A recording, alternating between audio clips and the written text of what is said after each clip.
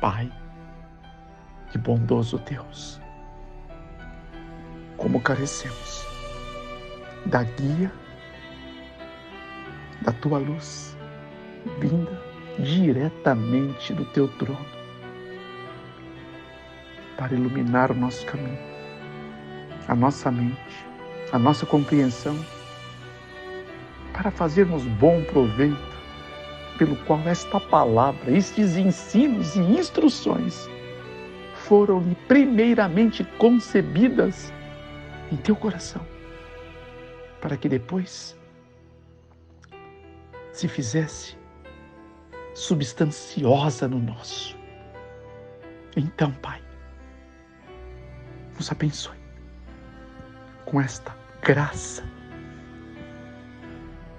e que desta maneira, uma vez acatada em nós, produza frutos em abundância, para a tua glória. Por Cristo. Amém.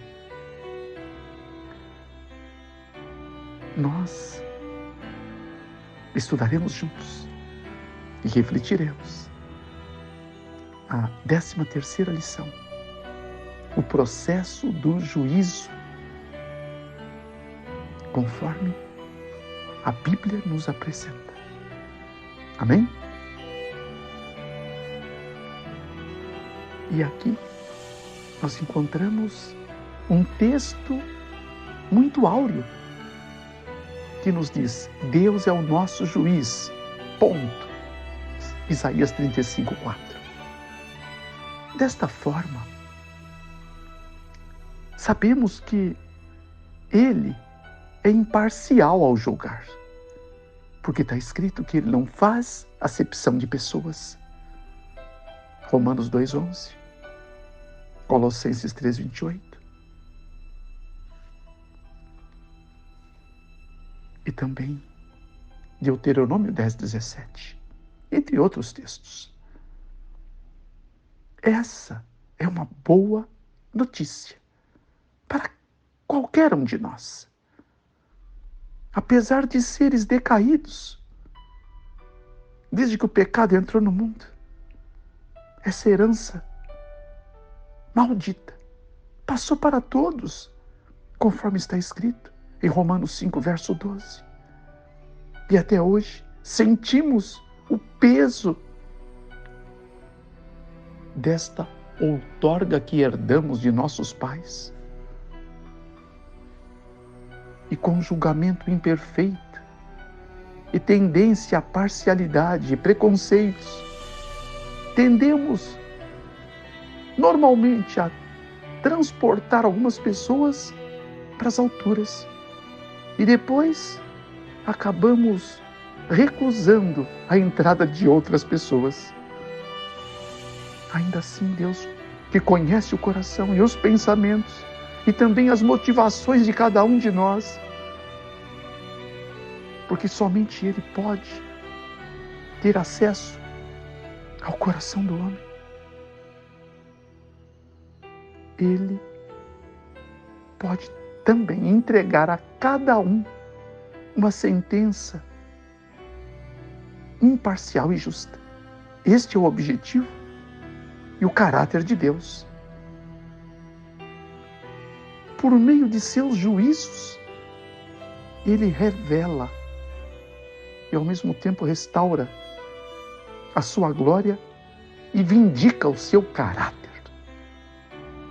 Ou seja, reclama seu caráter em nós,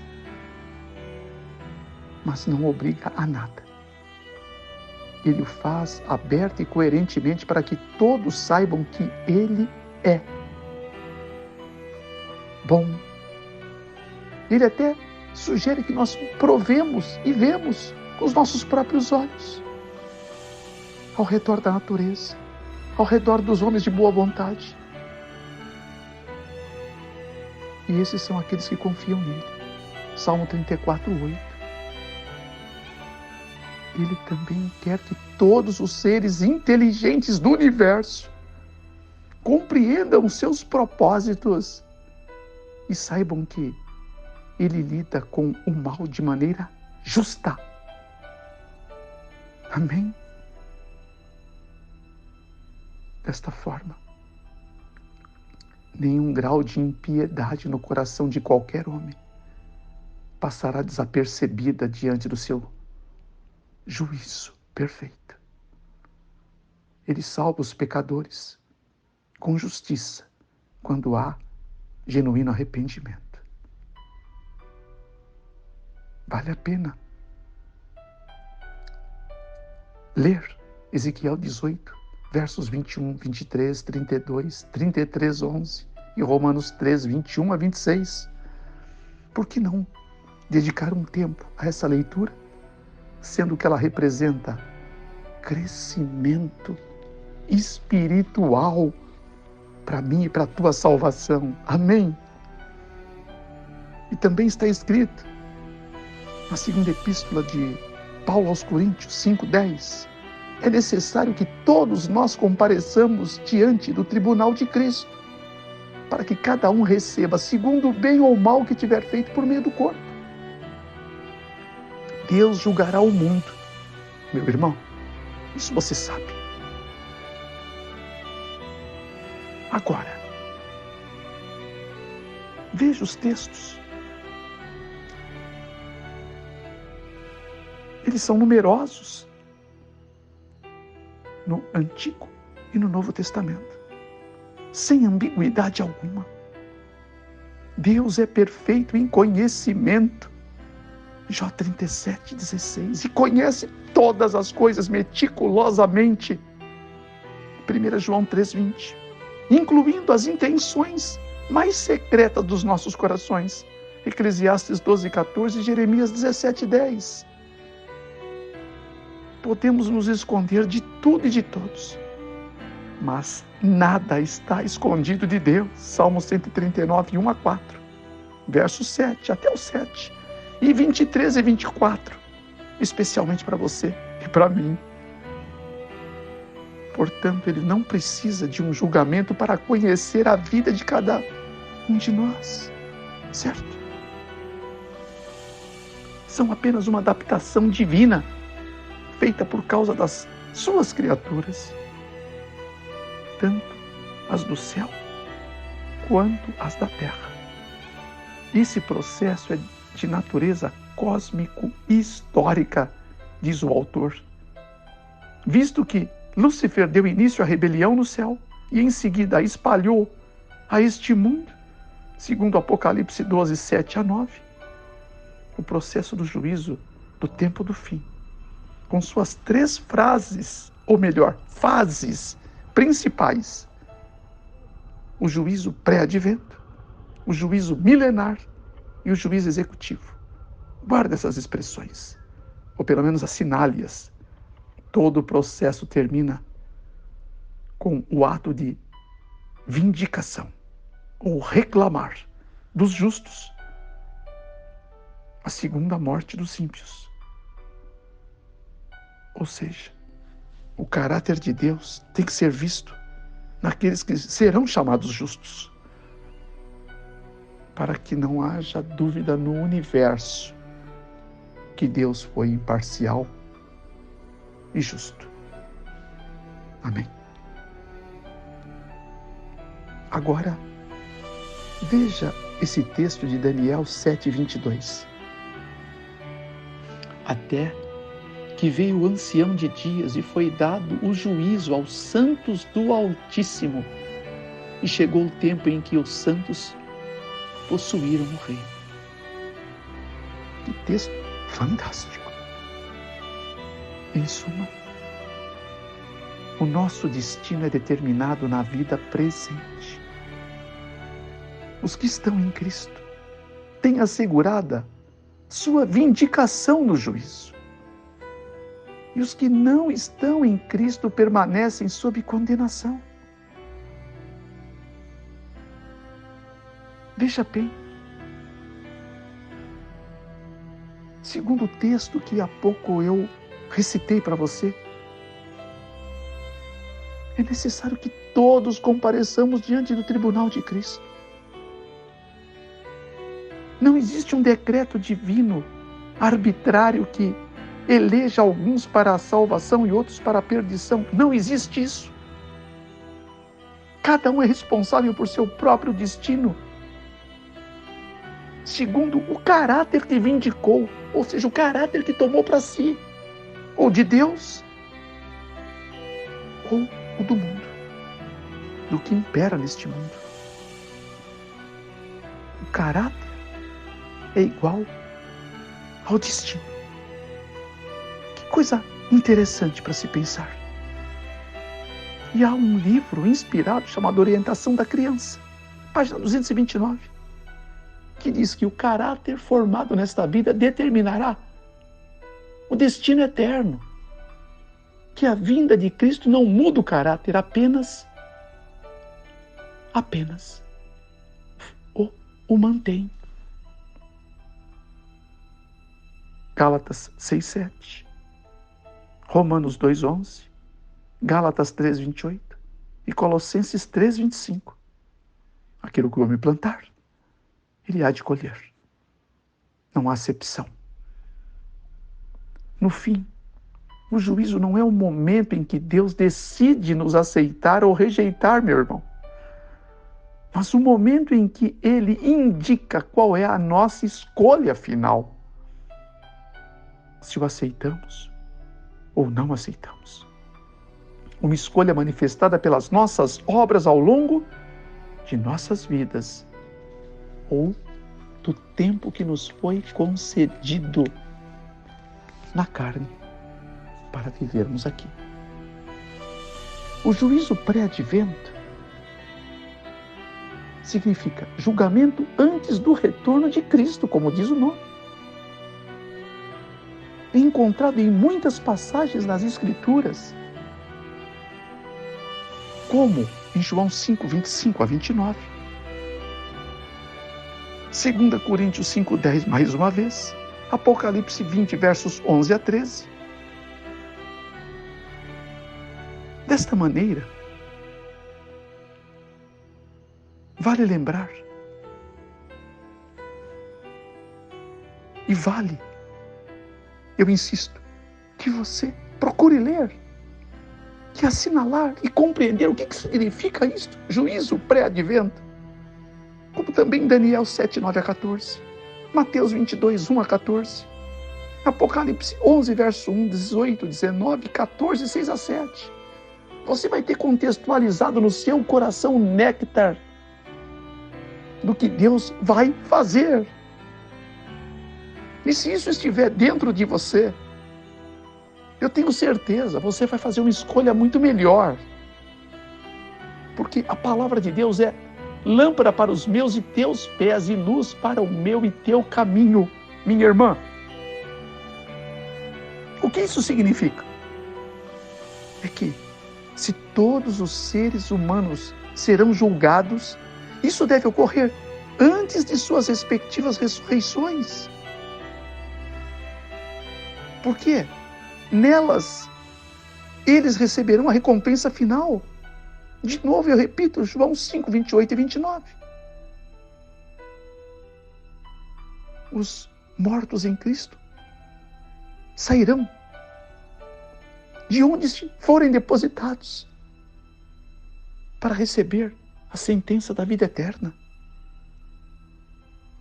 E os mortos ímpios ressuscitarão também em outro tempo, após o milênio ter sido cumprido, para receber também a sentença da condenação eterna.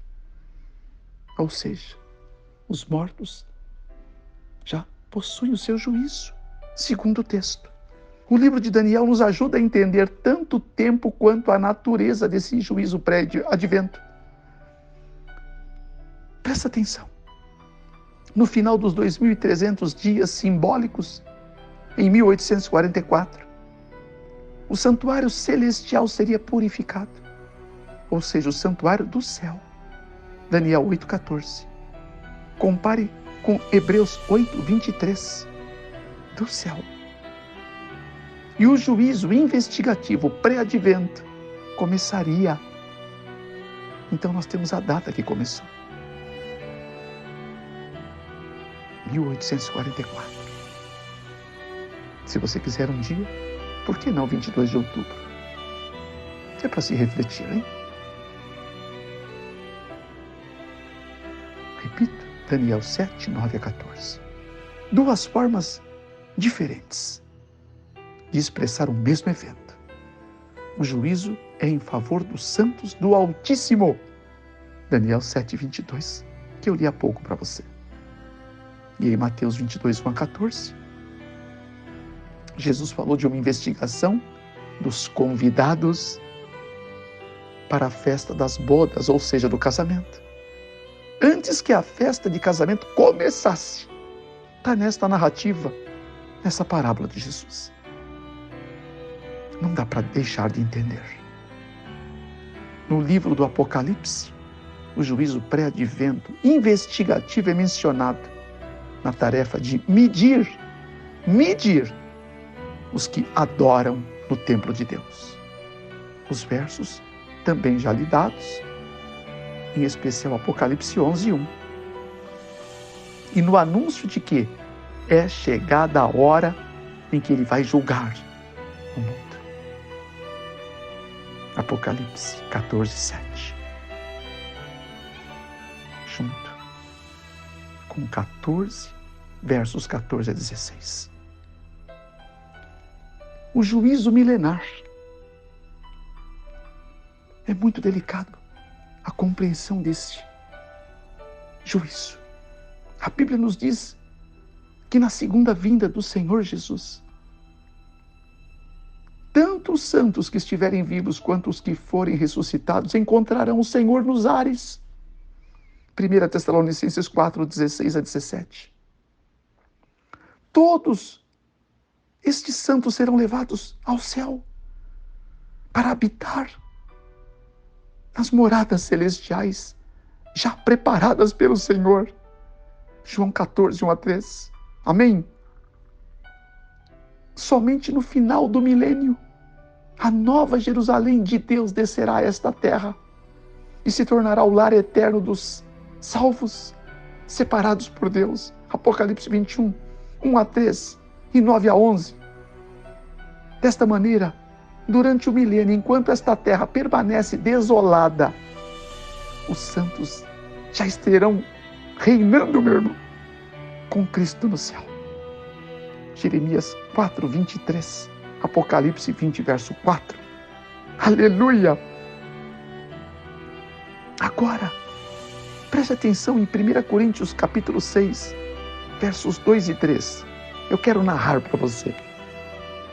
Não sabeis vocês que os santos hão de julgar o mundo? Olha a outorga que Deus nos concederá. Amém? E eu continuo. Ora, se o mundo deve ser julgado por vocês, diz o apóstolo, acaso não são capazes de julgar as coisas de menor importância? Vocês não sabem que haveremos de julgar os anjos? Quanto mais as coisas desta vida? Interrogação. Todo o processo do juízo tem por objetivo justificar o caráter de Deus ou vindicá-lo contra as acusações de Satanás de que Deus é injusto no modo de tratar suas criaturas, confirmar a imparcialidade de Cristo para a recompensa dos justos, demonstrar a justiça do castigo dos ímpios, dissipar todas as dúvidas que pudessem levar a outra rebelião no universo. No juízo investigativo pré-advento dos justos, somente as hostes celestiais estão envolvidas. Daniel 7, 9 e 10. Então veja, os justos, tanto os que estão vivos por ocasião da vinda do Senhor, como os que vão ser ressuscitados nesta mesma ocasião. O juízo pré-advento foi passado diante das hostes dos céus, de um universo habitado. Mas durante o juízo, somente durante o juízo milenar dos ímpios, quando todos os salvos estarão já nos céus com o Senhor, e também o juízo dos anjos caídos, os próprios salvos, separados por Deus, estes também participarão desse juízo. O texto que eu acabei de narrar, aliado a Judas, verso 6, e Apocalipse 24, versos 4 a 6, tá? Apocalipse 20, eu repito, versos 4 a 6, para ficar mais claro. Portanto, o juízo investigativo pré-advento começou em 1844, quando foram postos uns tronos. Foi instalada a sessão do tribunal e aberto os livros, Daniel 7, 9 e 10. O juízo milenar, no entanto, começará depois que os santos forem levados para o céu e sentarem-se em tronos, e o juízo for confiado a eles. É muito solene. Então, mais uma vez, os livros celestiais serão abertos e os mortos serão julgados, segundo as suas próprias obras, conforme o que estiver escrito nos livros. Apocalipse 20, verso 4 e verso 12. Este processo oferece uma oportunidade para os santos avaliarem os registros celestiais e verem o tratamento justo de Deus em todos os casos. Ele não apenas recompensa todos os seres humanos segundo o que merecem, com base em suas próprias decisões, mas também explica por que faz isso. Deus é demais. E ninguém será punido até que vejamos a justiça divina. O que isso nos ensina sobre o caráter de Deus, meu irmão? Nós nunca seremos salvos pela nossa justiça, porque nós não a temos. Mas seremos salvos quando nos tornamos filhos de Deus, por intermédio de Jesus. E Jesus é a justiça nossa, a única justiça pela qual importa que sejamos salvos, mesmo sendo quem nós somos. Portanto, olhai para Jesus, autor e consumador da minha, da tua fé. Por quê? Precisamos ser transformados, minha irmã, e o seremos mediante a contemplação. O maior discurso de Cristo, página 85, um belíssimo livro. Agora, o juízo executivo, a segunda parte. É importante entender. Muito importante. Veja, o amor sem justiça se transforma em causa e ilegalidade. E a justiça sem amor se torna opressão e dominação. Unicamente na cruz, Deus revelou ao mundo seu amor e sua justiça. Salmo 85, 10.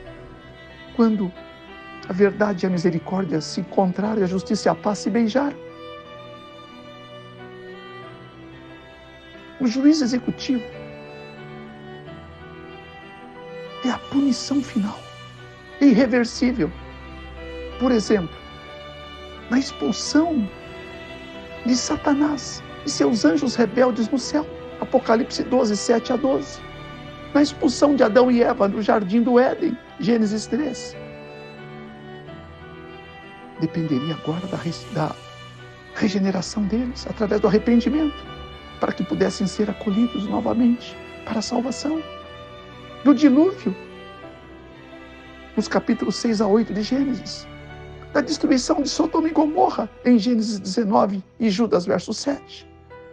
Da morte dos primogênitos do Egito, Êxodo, capítulos 11 e 12. E na morte de Ananias e Safira, Atos, capítulo 5, versos 1 a 11. Portanto, haverá um juízo executivo dos ímpios no final da história humana. 2 Pedro, capítulo 2, verso 4 a 6. E capítulo 3, versos 10 a 13, ajudam a entender a natureza do juízo executivo. É importantíssimo que você reflita lendo esses textos para uma perfeita compreensão. Amém? O ser humano, ainda que sendo um agente criminoso contra a lei de Deus, ele é perdoado apenas pelo grande sacrifício que Cristo fez em morrer pelos culpados. Uma vez que sua lei é imutável, não pode mudar jamais, segundo os Salmos, o 119, por exemplo, o 111, 10:35 de João. Tudo que poderia ser feito para salvar, Deus o fez. Agora, a nossa parte é aceitar. Aceitar o que Deus fez na cruz por nós. Amém? No final do milênio, todos os ímpios mortos serão ressuscitados para receber a sentença punitiva final. Apocalipse 20, versos 5 e 11, versos 11 a 15. Quando todo o processo do juízo estiver concluído e nada mais puder ser acrescentado a ele, os ímpios reconhecerão a justiça de Deus diante de todos os fatos do grande conflito. Tanto os fiéis quanto os rebeldes de todos ou de todo o universo declaram de comum acordo: justos e verdadeiros são os teus caminhos, ó Rei das Nações. O grande conflito, um best-seller da literatura espiritual, página 555. A eliminação final de Satanás e seus anjos e de todos os ímpios purifica o universo do pecado e das suas malditas consequências para sempre. Louvado seja Deus! No dia do juízo final, toda pessoa que se perder compreenderá a natureza da sua rejeição da verdade. A cruz será apresentada. A visão do Calvário com sua misteriosa vítima. Toda falsa desculpa será banida.